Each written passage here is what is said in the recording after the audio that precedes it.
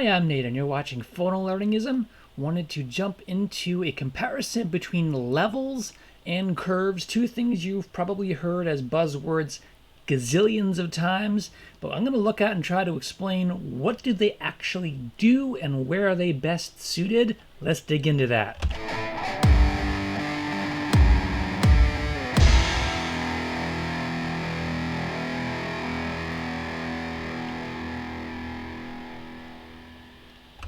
So once again, I'm Nate. This is Photolearningism. If this is your first time joining in, I do a lot of work on this channel to build a community of learning so you can know about the art technologies that are out there, that you can use them and share them if you like.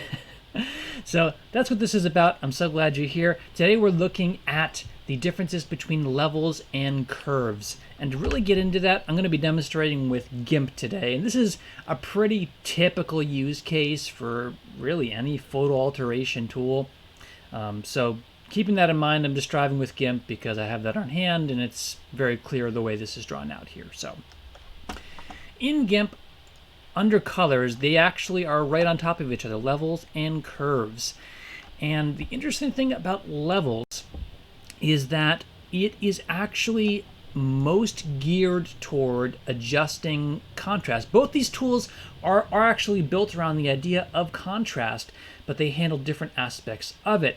Levels looks at it in terms of your max black, your max white, and the gray area in between to adjust the overall contrast of the picture. So we can mess with this and you can kind of see, okay, well, if I scale down my white, it gets brighter. If I scale up the black, it gets blacker, because we're limiting the range and the window of gray, and we can play a little with the fine-tune adjustment with the gray in that range that we've just set. So that's what's really happening. You can also change the max output, because again, these are input versus output. If you can kind of picture it as a flow, you're adjusting the amount of adjustment going in and then the output result, so you can tweak both those things to refine the window of opportunity, if you will, the window of adjustment. So that is levels, where you're looking at it in terms of black, white, and gray, contrast in those terms. Typical for curves, and again, you can get this to adjust very similarly, is that it will either deal with luminosity, which again is the intrinsic brightness, or you're dealing with the RGB channels. So you can individually modify those things. And you can see here, I'll flip this down, you can see those individual red, green, blue, or you can adjust them all at once. And you can see that as I begin to drag across the grid here, and if I were to drag up, by the way, that would mean brighter. If I drag towards the right, it gets darker. You're increasing the black aspects of contrast across all channels. You're adjusting all the colors uniformly to match that. And again, I could do that on an individual channel. If I really wanted to pull back on the red for some reason on this, I could do that, or likewise for the other bands of color. Otherwise, I would just do them all together and make those adjustments. That is best used in the case of adjusting, again, overall channels.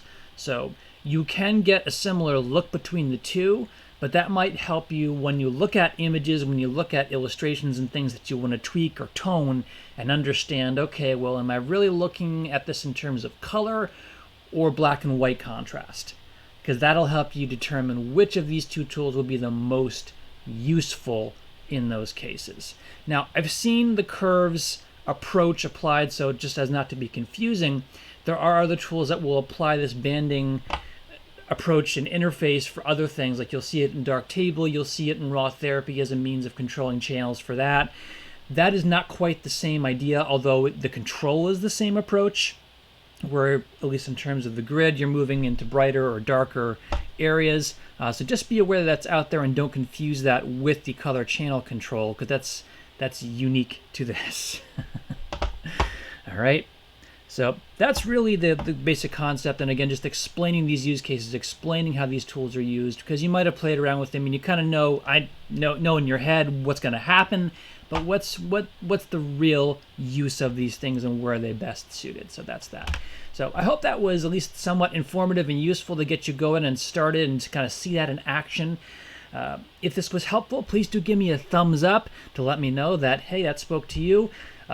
If you have a comment to share, I love it when people ask questions, not just for me, but for the whole community. And consider subscribing so you don't miss out on the awesome stuff that we do. Typically, we do comparisons, we do reviews and tutorials and all kinds of stuff. And I wanted to focus a bit also on helping to explain and understand what the tools are doing so we can find the right tool for the job, right? That's important. So again, Nate, Photolearningism, thank you so much. I'll see you at the next video.